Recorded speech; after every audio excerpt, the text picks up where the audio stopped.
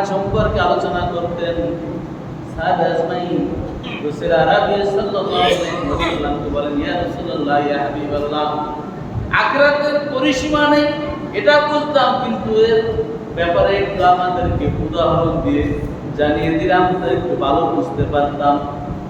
রাসূল আরবি সাল্লাল্লাহু আলাইহি ওয়াসাল্লাম বলেন, ও আমার সাহাবারা, এই পৃথিবীর বুকে 7 সমুদ্র 13 নদী, এর ভিতরে যত রকমের পানি রয়েছে, এই পানি যদি 70,000 বছর পরে একটা পাখি এসে তার প্রক্রিয়া 1 ফোঁটা পানি নিয়ে যায়, যত পানি পৃথিবীতে আছে এই পানির থেকে যদি 70,000 বছর পর একটা পাখি এসে 1 ফোঁটা পানি নিয়ে যায়, তাহলে আজ হোক কাল হোক এই পানি কি শেষ হয়ে যাবে? কোনো না কোনো একদিন কি এই পানি শেষ হয়ে যাবে। অর্থাৎ সঞ্চিত জিনিস এখানে যদি বৃদ্ধি না হয়, ওখান থেকে খরচ করলে একদিন না একদিন কি এটা শেষ হয়ে যাবে। ঠিক তদ্রুপ এই পৃথিবীর বুকে যত পরিমাণ পানি রয়েছে, অত পরিমাণ পানির থেকে যদি 70,000 বছর পরে একটি পাখি এসে 1 ফোঁটা পানি নিয়ে যায়, কোনো না কোনো দিন এই পানি শেষ হয়ে যাবে, ফুরিয়ে যাবে।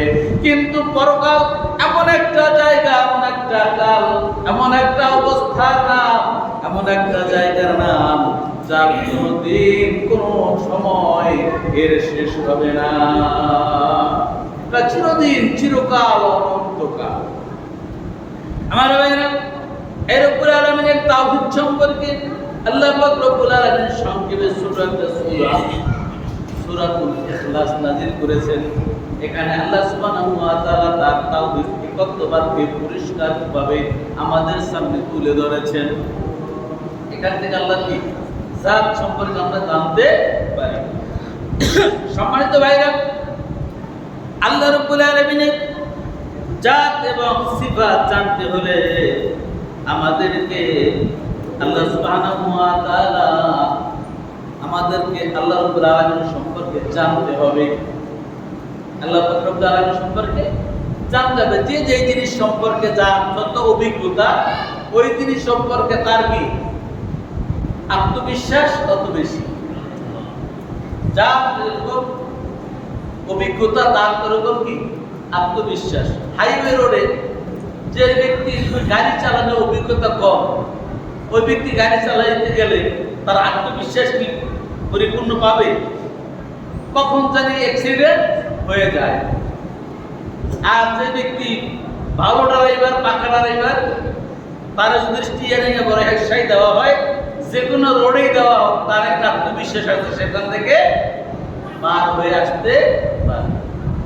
এই জন্য আল্লাহর জাত এবং সিফাতের উপরে বিশ্বাস স্থাপন করতে হলে আল্লাহ সম্পর্কে কি আমাদের জানতে হবে, আমাদের গবেষণা করতে হবে। সম্মানিত ভাইরা, এজন্য আল্লাহ সুবহানাহু ওয়া তাআলা তার জাত এবং সিফাতকে এর উপরে বিশ্বাস স্থাপন করার জন্য মানুষকে সৃষ্টি করে মানুষের ভিতরে একটা অঙ্গ দিয়েছে, যে অঙ্গটার নাম হচ্ছে কল, যে অঙ্গটার নাম হচ্ছে দিল।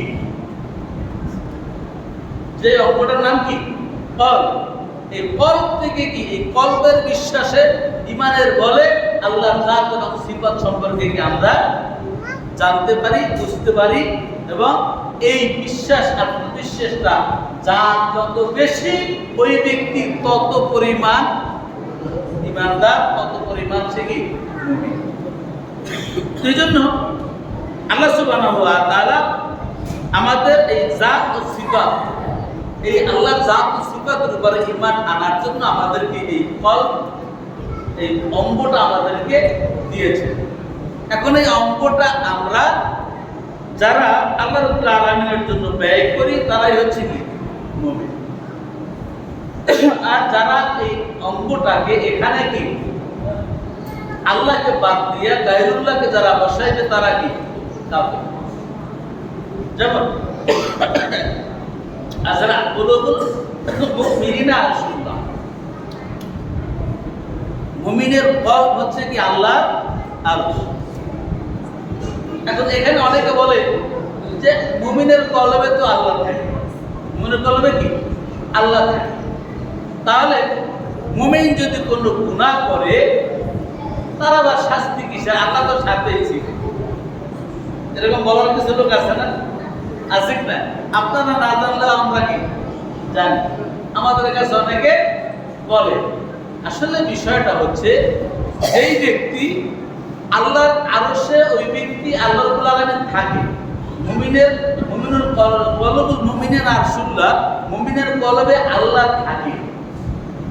তাহলে এর অর্থ হচ্ছে এই যে মুমিন সদা সর্বদা কি আল্লাহকেই এখানে রাখে, সে গায়রুল্লাহর স্মরণ সে করে না, আল্লাহ স্মরণ এখানে সে করে। আল্লাহ যেখানে থাকবো এটা শর্ত না, শর্ত হচ্ছে মুমিন তার কলবের ভিতরে সর্বদা আল্লাহকেই রাখবে, আল্লাহর স্মরণে সে এখানে রাখবে। যেমন বলে না অমুক নেতার ডান হাত অমুক, বলে কিনা অমুক নেতার ডান হাত কি অমুক। তাহলে ওই নেতার কি হাত তিনটা? হাত নেতার কি হাত তিনটা? তিনটা না। তার মানে এর থেকে বোঝানো হলো যে অমুক নেতা হুকুম উনি যা বলবে সে সেটাই করবে, তার একটা শক্তি বোঝানোর জন্য এটা বলা হয়েছে। তাহলে আল্লাহ সুবহানাহু ওয়া তাআলা থাকে কোথায়? আল্লাহ সুবহানাহু ওয়া তাআলা থাকে কোথায়? ওয়াসিআ কুরসিয়ুহুস সামাওয়াতি ওয়াল আরদ। আকাশ এবং জমিন নিয়ে কি আল্লাহর কুরসি, আল্লাহ থাকে সেই কুরসিতে। তাহলে আমরা যারা বলি আল্লাহ এখানে থাকে এবং গুনাহ করলে আল্লাহ তার সাথেই থাকে, আবার শাস্তি হইব কিসের? তাহলে কথাটা কি না, সঠিক না।